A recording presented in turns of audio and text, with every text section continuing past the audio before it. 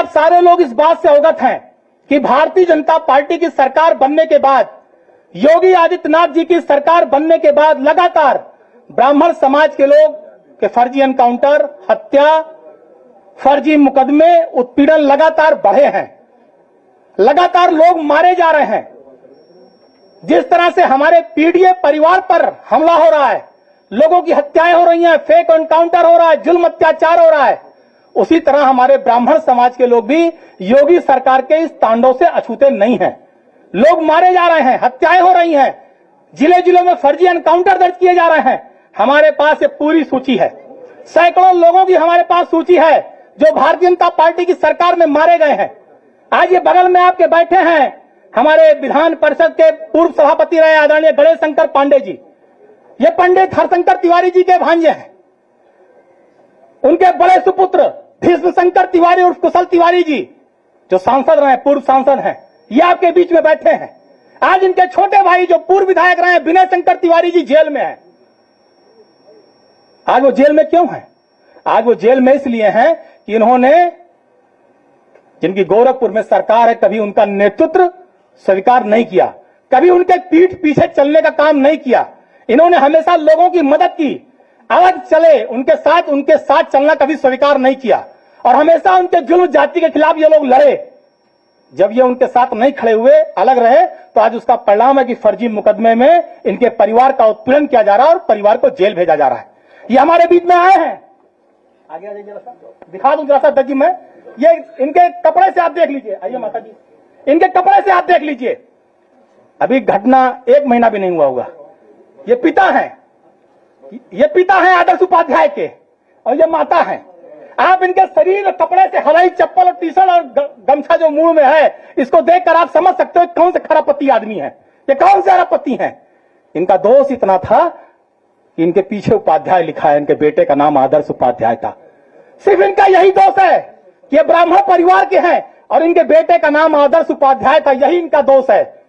Police इनके बेटे को लेकर गई, थाने में इतना मारा, इतना मारा, इतना मारा, इनसे घूस मांगा, पैसा मांगा। इनकी हैसियत नहीं थी पैसा देने की और इनके बेटे को अपनी जान देनी पड़ी। आज इनका बेटा इस दुनिया में नहीं है, आदर्श उपाध्याय के माता और पिता है। यह है भारतीय जनता पार्टी की योगी आदित्यनाथ की सरकार। ये हमारे बीच में एक बहन बैठी है, रंजना तिवारी बैठी हैं, खड़े हो जाइए। ये पहले भी यहां पर आ चुकी हैं। इनका भाई कबीर तिवारी, मुझे आज इस मन से कहने में कोई गुरेज नहीं है, छात्र का अध्यक्ष था डिग्री कॉलेज का, हमारे दल में नहीं था, समाजवादी पार्टी में नहीं था, भारतीय जनता पार्टी में था। इस बहन ने इस मन से पहले आकर अपनी वेदना भी व्यक्त की थी। सोचिए, वो भारतीय जनता पार्टी में था, एबीवीपी में था, छात्र का अध्यक्ष था, बढ़ रहा था, उसकी हत्या हो गई। हत्या करने वालों पर भारतीय जनता पार्टी सरकार का पूरा संरक्षण था, पूरा संरक्षण था। कोई सजा हत्यारों को नहीं। पुलिस और सत्या ने ऐसा काम किया कि जिन लोगों ने मारा था सब बरी हैं एक तरह से, कहीं कोई कार्रवाई नहीं है। उनकी बहन आज हमारे बीच में, रंजना तिवारी। क्या हुआ कबीर तिवारी के साथ? कबीर तिवारी का दोष केवल इतना था कि उनके पीछे तिवारी लगा था, इससे ज्यादा अपराध कबीर तिवारी का नहीं था। अगर मैं सूची पढ़ूं, आप याद करिए वो घटना, मैं मुख्यमंत्री जी का पिछला कार्यकाल और ये कार्यकाल दोनों याद दिलाऊंगा 5 मिनट के अंदर। पहले कार्यकाल में क्या हुआ था आपको याद होगा, रविकांत त्रिपाठी बांदा की घटना। वो व्यापारी, घूस किसने मांगा था? योगी साहब के कप्तान ने घूस मांगा था। अगर पैसा नहीं दिया तो उसको हत्या हो गई, उसको अपनी जान गंवानी पड़ी।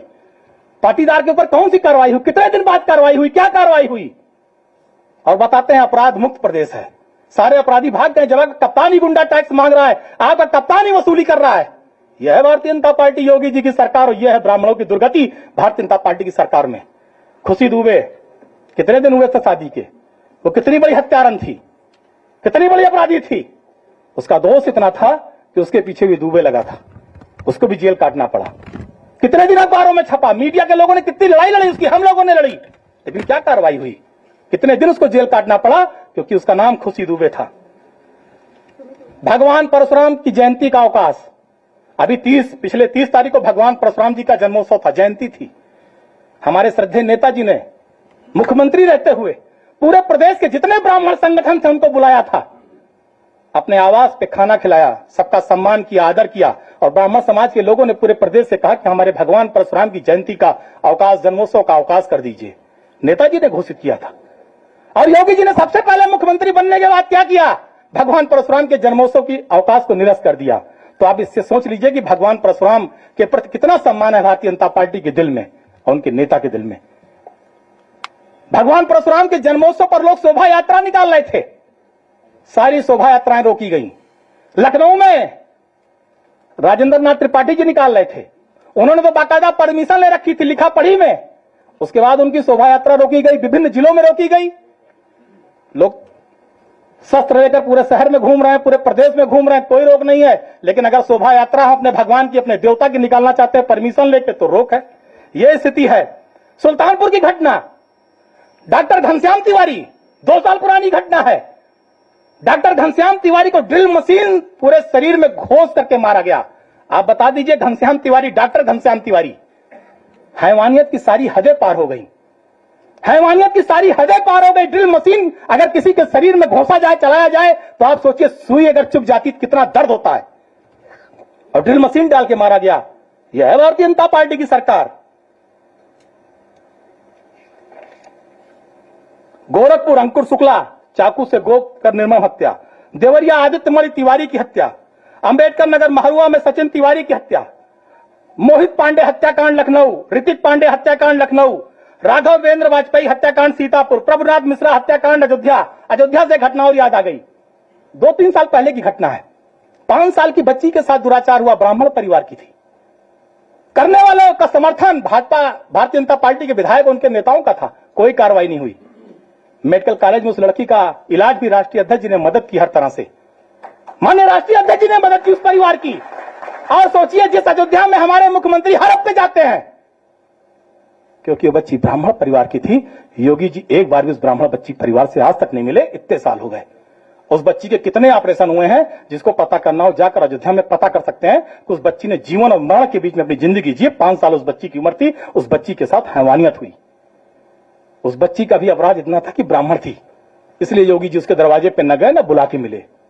यह है भारतीय जनता पार्टी की सरकार। विवेक तिवारी हत्याकांड यही लखनऊ में हुआ था। निपेंद्र मिश्रा जी पूर्व विधायक लखीमपुर हत्याकांड। विशाल दुबे गोरखपुर। सलम मणि त्रिपाठी उन्नाव। प्रमोद मिश्रा अमेठी। सतीश मिश्रा आगरा। एसएन मिश्रा प्रयागराज। शिशिर त्रिपाठी लखनऊ। बालकृष्ण तिवारी फतेहपुर। बहुत लंबी सूची है, 5-6 पन्नों की, मैं सब नहीं पढ़ना चाहता। लेकिन आप सोचिए कि यह भारतीय जनता पार्टी की सरकार में यह स्थिति है ब्राह्मण समाज के लोगों की। और जो लोग आज बैठे हैं, जो लोग आज कुर्सी पर बैठे हैं भारतीय जनता पार्टी की सरकार में, ब्राह्मण समाज के, जो अपने आप को ब्राह्मण समाज का बहुत बड़ा लंबरदार समझते हैं, मैं उनके बारे में सिर्फ एक लाइन बताना चाहता हूं। मैंने पहले भी इस मंच से कहा था कि एक जंगल था, जंगल का राजा शेर था। लोगों ने शेर को हटा करके कहा बहुत दिन से राजा शेर है, बंदर को बना दो। बंदर को लोगों ने उस जंगल का राजा बना दिया। दूसरे दिन क्या हुआ, शेर एक बकरी को पकड़ ले गया। तो उस बकरी के खानदान वाले आए राजा बंदर के पास और कहने लगे कि हमारी बकरी को पकड़ ले गया राजा, शेर पकड़ ले गया, चलिए छुड़वाइए। तो बंदर कभी इस डाली पे कूदे, कभी उस डाली पे कूदे, 10-15 मिनट कूदता रहा। फिर बकरी के खानदान वालों ने कहा अरे चलिए, शेर हमारी बकरी को पकड़ ले गया, खा लेगा। तो बंदर ने क्या कहा, बंदर ने कहा भाई देखो, शेर खा ले चाहे जो करे, हमारी उछल कूद में कोई कमी हो तो बताओ। तो जो भाजपा में आज भारतीय जनता पार्टी के नेता, उनकी वही दशा है। उनके उछल कूद में कोई कमी नहीं है, लेकिन अपने समाज की हत्या पर, समाज के फर्जी मुकदमे पर, समाज में जो घटना होती है उस पर उनके मुंह से आवाज नहीं निकलती। वो कोई कार्रवाई नहीं कर सकते, केवल घड़ियाली आंसू बहाने का काम करते हैं। मैं अब चाहता हूं, मैं अपनी बात को आगे बढ़ाते हुए कि हम सुमित ओझा, ये हमारे बीच में लखनऊ विश्वविद्यालय की पूर्व उपाध्यक्ष रही हैं, रंजना वाजपेयी जिनका भतीजा था।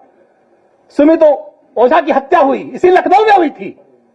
ये खलियर में बैठी हमारी रंजना वाजपेयी जी, अल्पना वाजपेयी जी, अल्पना वाजपेयी, ये हमारे लखनऊ विश्वविद्यालय छात्र संघ की उपाध्यक्ष रही हैं। डॉक्टर नीरज जैन इनके पति हैं, वो भी लखनऊ विश्वविद्यालय छात्र संघ के अध्यक्ष रहे हैं।